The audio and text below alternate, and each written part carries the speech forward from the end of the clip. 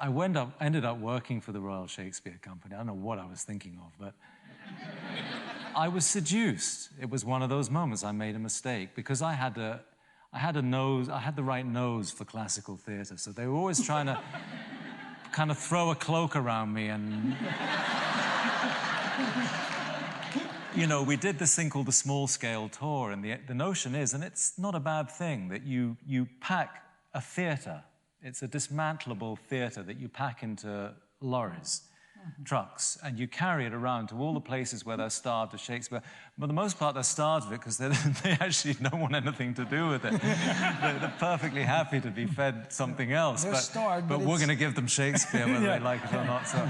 They're starved by choice, as a matter of fact, by choice, yeah. So throughout one bleak, miserable winter, from these out-of-season seaside resorts, you know what they're like, with the kind of doors banging in the wind and all kind of rusty merry-go-rounds and stuff, and like 10 old-age pensioners with the hearing aids whistling in the audience.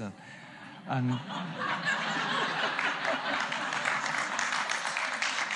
my apologies to anyone with a hearing aid, but worse than that, the costume designer on this, I don't know what they were on, but they thought, you know, we want to make these guys young and sexy, so they designed this outfit. I mean, I can't begin to describe it, but it was kind of like leather chaps, which were sort of cut off from the upper thigh. And then we had to wear some kind of codpiece in our tights. You might as well have had like a neon sign pointed at your crotch. And we do schools matinees as part of the fun. And they were pretty tough towns, some of these places, like the industrial Midlands in England. I mean, if they're not throwing stones at other people's windows, they're going to see Romeo and Juliet. So you walk on stage and you have to wait for 10 minutes for them to stop laughing before you can even get a word out.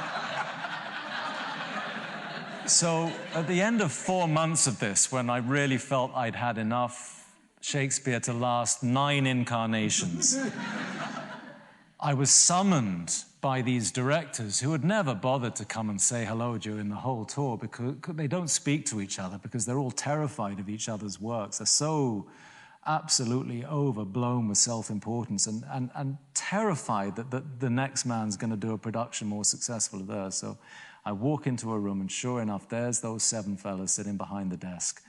And there's one chair on the other side of it. And one of them pipes up. And he'd kind of been okay at one time or another, but he seemed to have caught the disease with the rest of them. And he said, so we want to talk about your future with the Royal Shakespeare Company. I said, you really don't understand. I came here out of respect. I said, but I have no future at the Royal Shakespeare Company. I said, oh, well, we understand maybe there's some film offers that are luring you away, because the film is the great evil, you see. In England, when I was coming up, it was like the only thing that was going to lure you away from the only honorable course as an actor was film. They were going to sling all kinds of money at you, and you were going to invest yourself in an inferior art form. Like a Faustian bargain. You see, a Faustian. You see, by this time, they didn't understand, because I'd seen Mean Streets, and I'd seen A Place in the Sun, and From Here to Eternity, and Giant, and I'd seen On the Waterfront. And, you know, although that world wasn't available to me, I thought, well, there is something that one could contribute to, if only. And I said, listen, I got to tell you, lads, I said, here's the thing. I'm going to be unemployed when I leave this room, and I don't know how long I'm going to be unemployed for. But for however long it is, I would rather be unemployed than work with any of you people sitting here. And that was the end of that.